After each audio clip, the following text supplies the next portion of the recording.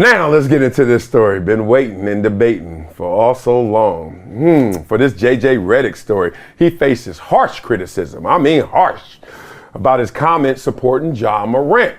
Here's the quote, and we're going to get through it. You see it right there at the bottom of the screen. White liberals love using foolish black men.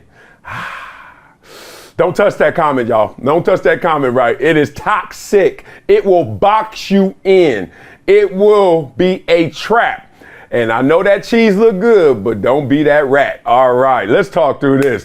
JJ Redick trending on Twitter for his emotional perspective on the situation of troubled Grizzlies star Ja Morant, and is now facing the inevitable backlash that always comes. It's inevitable, we know it. And the cynicism that rules social media. Partly, you don't even want to go on social media, especially if you stepped in it in any form or fashion, because you just know. I got a lot of friends that will shut down their account, they block people. All I do is mute you, and I never respond to negativity. So, if y'all write something bad about me, I saw it more than likely if I'm not that busy, but I'm not going to give you any more energy. You already got to me. I'm not going to have to return that to engage with you, right? But it does affect people. Come on, everybody. We're still humans. So Redick is hearing plenty of praise also for his thoughts, which basically question why. If Texas Governor Greg Abbott can respond to a mass shooting by telling Texans lightheartedly to buy more guns, remember that? Then why is Ja Morant getting the hammer? Why are we trying to lay down the hammer on a 23-year-old who didn't break a law? Interesting. Explain that to me, Redick said during ESPN on First Take this week, right? Let's talk through that a little bit. What is happening right there? What catches people off, even though you can understand his destination and intention, you understand where he's trying to go. You're like, why are you bringing that up? And then the elements of which you're bringing up. Oh, we're building this one right here. Ja Morant, young, 24-year-old, black superstar in the NBA. You bring up white man, conservative, Republican. Oh, you want to talk about that? Interesting. All right. So the gun culture is pervasive in this country, Redick says. And given that, isn't Morant being singled out in sort of a vacuum? Redick doesn't defend Morant's behavior, but points out that for others like Abbott, that there are no consequences. Regardless of political affiliation, white, black, young man, not so young man, he gets thrown all the way and stoned while this guy is just applauded, supported, and voted for. That's what we're setting up in dynamic. The saying is, accuse your enemy of that which you are guilty applies. Conservatives accuse Redick of self-dealing and hypocrisy for pointing out the hypocrisy, right? Now, Jason Whitlock, y'all know who Jason Whitlock is. Certainly I do. That is my former co-host and still a friend of mine, right? We still chop it up. I haven't seen him in forever, but still chop it up. Jason Whitlock, conservative commentator, brought the height of the criticism to the Redick commentary, accusing Redick of just using Ja Morant in this story because Redick wants a coaching job. Whitlock takes perhaps the most derisive angle possible from which to view Redick's words, asserting that Redick cares nothing about Ja Morant. This is the ultimate clout chase. All right. White liberals love using foolish black men for clout. God, I didn't see that live. Just reading it, I feel the thunder, the electricity that comes from that. Whitlock says Redick is using Ja Morant to chase an NBA head coaching job. He's impersonating Steve Kerr and Greg Popovich to get a job.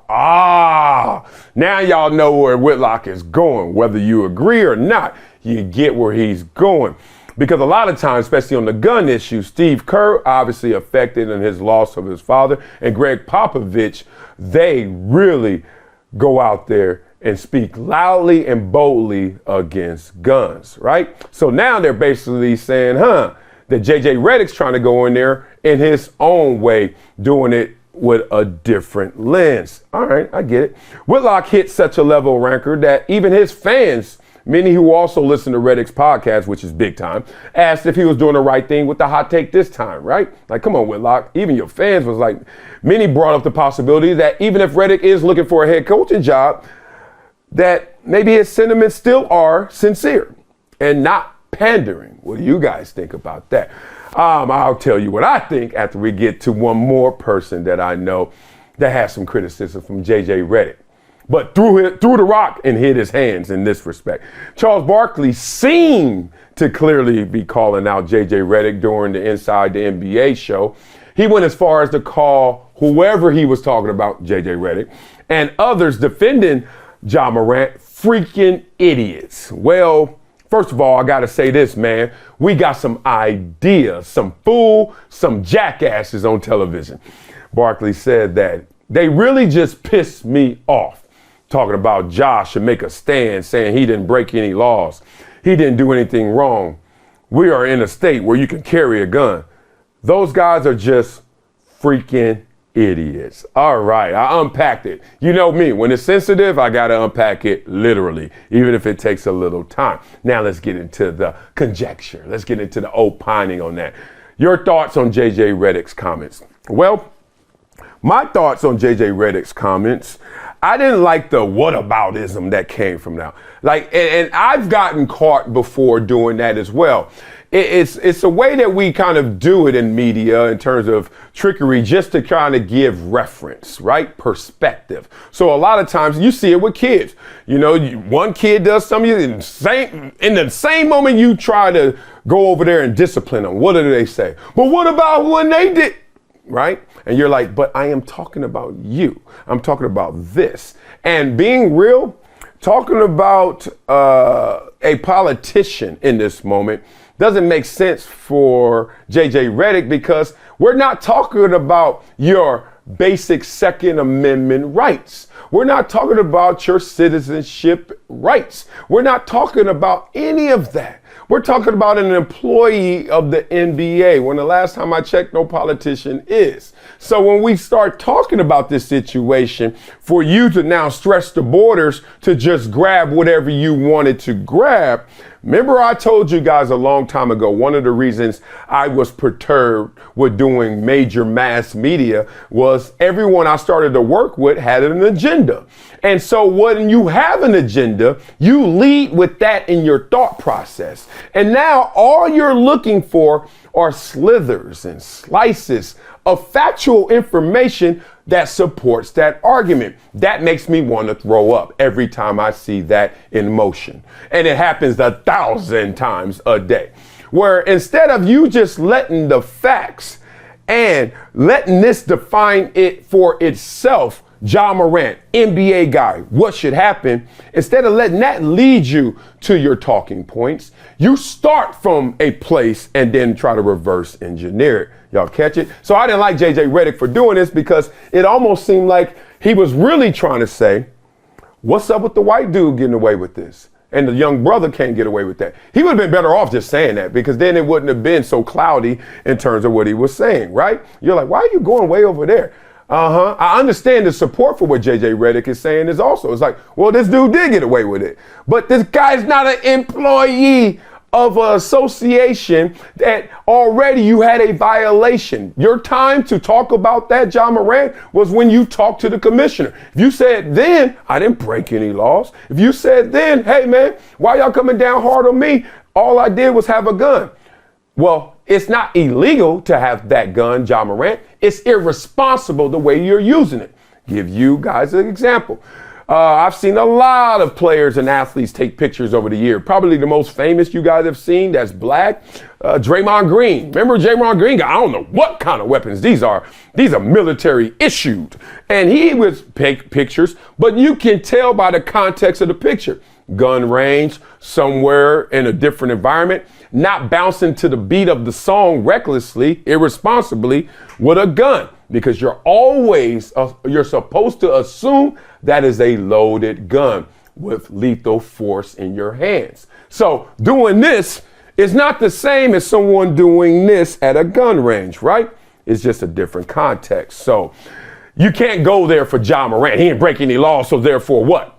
No. And you can't say this and try to really imply it's a racial conversation. You can't. That's lazy. This is about an employee who already had a violation in this same respect, in this same lane.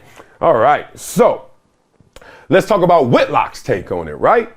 Now, Whitlock had an interesting take on it, even though it's full of hot sauce, and Whitlock loves hot sauce on his takes. Like, his takes will never be mild.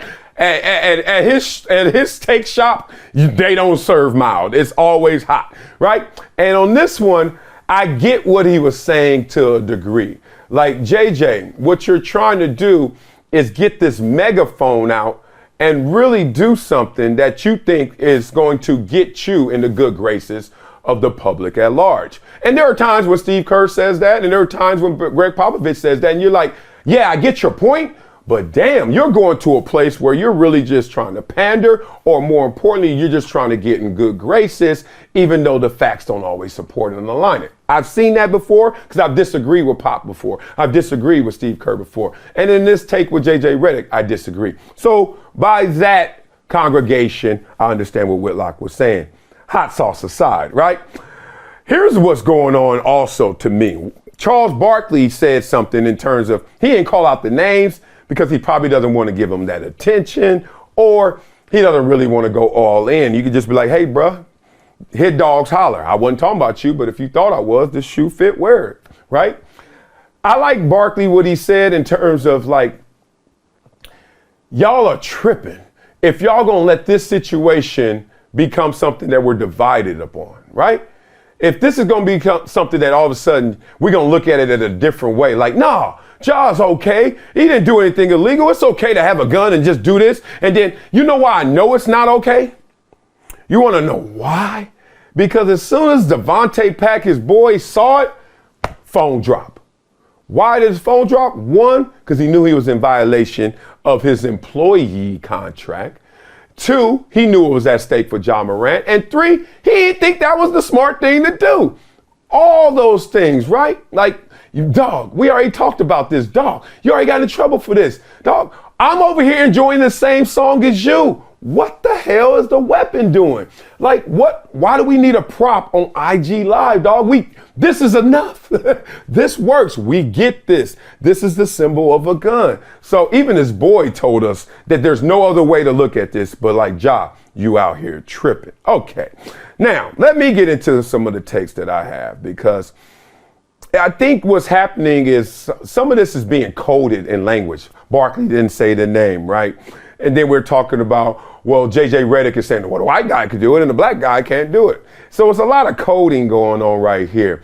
You know, whether you're white or you're white and conservative, a lot of times in this country now, we're going to say, attach to you some thoughts of racism. Be real. Like, y'all gonna keep it real.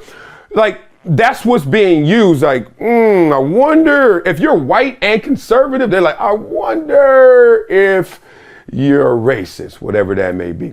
If you're young and black, it's liberal too, really, but just young and black, is he dangerous? Is he gangster? Is he going to be playing with guns irresponsibly? That's what the assumptions are. They collided in this take. That's why this is so big beyond Ja Morant just being a superstar, is because some real sociological issues are at play right here. But this is also why race relationships aren't better in this country, even though they're not as bad as they're being advertised. I hate the media when they act like we're so divided. Yeah, but we're also just different. So you can call that whatever you want, but we are different, not necessarily always divided. Everybody I know has tons of friends from all backgrounds. I hate when we got to qualify that, but we know that's to be real. Okay, so in this country right now, JJ Redick is guilty of this, and this is happening everywhere. This is pervasive. To pick up one thing, you got to drop the other. To love one thing, everyone assumes you got to hate the other. And what JJ Redick did was take it away from assumption and actually talk about one thing like I support it, and I'm about to diss the other. And that's why we don't have the balance, the equality, the equity that you want in terms of people being respected. Because every time you promote something, you're always trying to diss something. Why not just talk about Ja Morant exclusively, explicitly, and therefore we can understand your point even better. But when it comes to, oh, I agree with you, talking about John, I agree, okay. Oh, but I also agree with this guy. Now you're torn, and therefore you're not going to decide either way. JJ Redick knows better than that, but JJ Redick played that card this time. And it's a race card. It's simple. You know, they always think the black people only play race card. No, we just saw a white person play the race card, and his name is JJ Redick. Okay, what else is going on with this? That we have challenges in this country. And I'm not proud of Ja Morant for one reason. And I'm not a person that cares what you think about me like deeply. Now, you can stroke my ego, make me feel good. You can diss me and make me feel a little bad. But I'm going to keep walking. I'm going to keep marching. Good, bad, ugly, I'm going to keep doing what I got to do. That's just how I'm built. But I'm not proud of Ja Morant for this moment. And even though I don't think one of us represents all of us, I'm not proud that a black man is being that irresponsible with that platform with a gun when he knows how guns have torn apart this country and especially the black community. But here's the next layer, the layer that a lot of people don't like to say, that when I read statistics as a young black male that was growing up in Compton, South Central LA, that 6%, I represent 6% of this country, black males, right? 6% of this country, but then 53% of the murders are committed by young black males. What?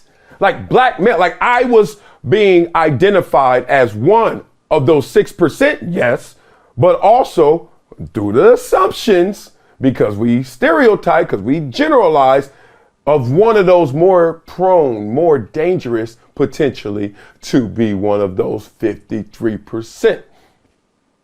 You catch that?